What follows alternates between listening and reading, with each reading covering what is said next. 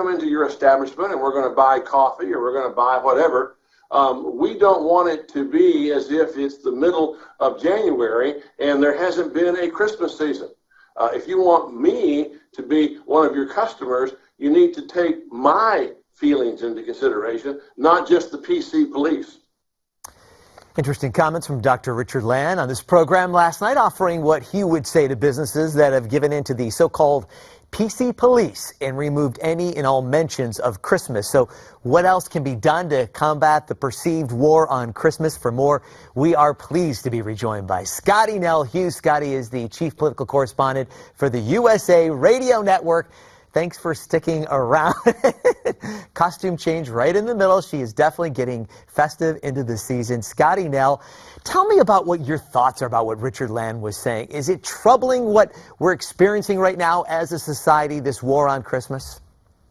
Absolutely, and it's correct. And here's the thing, today they came out in Somalia, they actually made a decree that no one can publicly celebrate Christmas. They told businesses, they told restaurants, if you not host a Christmas party, if you do, we will not only fine you, we will shut you down, we will have the police come in and arrest you if you are publicly celebrating Christmas in the streets of Somalia. It's a highly Muslim country. You can do it in the privacy of your home, but we better not see any decorations. Folks, they sit there and they say, oh, come on, we're so modern, we need to be so open-minded in the world today. Guess what? That's a two-way street. And unfortunately, as we see these things happen in our own country, it puts us even more on guard. And then we don't trust the other side. So no, I think that is a war on Christmas. I definitely think that taking Christ out of this country and out of the things that we celebrate, it's not a good thing. It leads us down a path. So it's like everybody else's religious freedoms are protected except for my own as a Christian. Story on Newsmax.com about a restaurant chain in Texas called the Berry Hill Baja Grill that is really bucking the trend, posting a sign that says we are politically incorrect and saying Merry Christmas, telling patrons if you don't like it, you are welcome to leave. What do you think about that restaurant?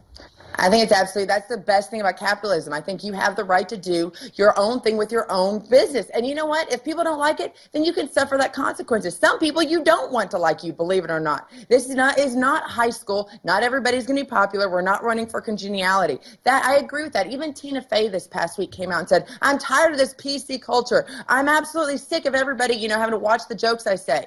On the same time, though, we've seen this big hoopla over something Donald Trump used, a Yiddish word. I might not use it, but then there's been this whole idea, is this going to turn around his campaign? Which, of course, it's not. We are very much a politically correct society, and everybody's like, well, let's buck the PC trend, except if you're talking about conservatives or Christianity. Then you know what? You have every right to abuse them as much as you can. All right, Scottie, Nell, last word is a Christmas message to our viewers. What would that be? End us on a positive note here. I'm about to say, am I allowed to say world peace is my answer is what I wish? What I wish for everybody, this next year is going to be an amazing time for our country. And I hope that we sit there and we're looking for the best of everybody else. And I wish for peace on both sides of the aisles. And we find common ground instead of continuing this escalating hatred. Because in the end, that doesn't do anybody good and lands us all on the naughty list. How could you have any hatred with somebody dressed like that? Looking very festive. Thank you very much, Scottie Nell Hughes.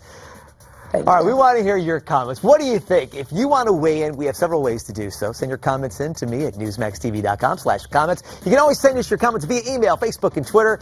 I'm Rick Blackwell, and for J.D. Hayworth, thanks for watching, everyone. Merry Christmas.